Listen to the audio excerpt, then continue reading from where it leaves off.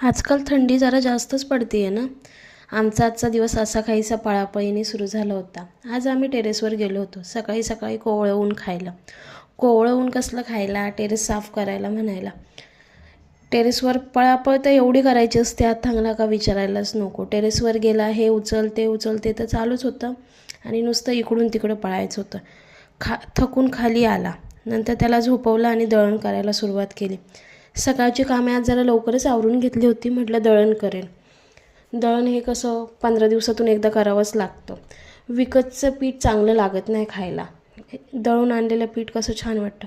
पटकन दळण केलं आणि आथांगसाठी सांजोरी बनवली, रव्याची सांजोरी. नंतर 4 वाजता त्याला खाली घेऊन गेले गार्डनला खेळायला. छान खेळत होता. तसंच दळणही ठेवलं आणि दळण होते तोपर्यंत एका रिलेटिव्सकडे गेलो. तिथे गेल्यावर त्या दिदीची गाडी घेऊन खेळत होता. नुसता इकडून तिकडं पळत होता. तिकडनं आलो, असंच घरातली कामं बिमं आवरली आणि त्याच्यानंतर त्याचं खेळणं चालू झालं. त्याच्याशी खेळता खेळता असा संपला आजचा दिवस.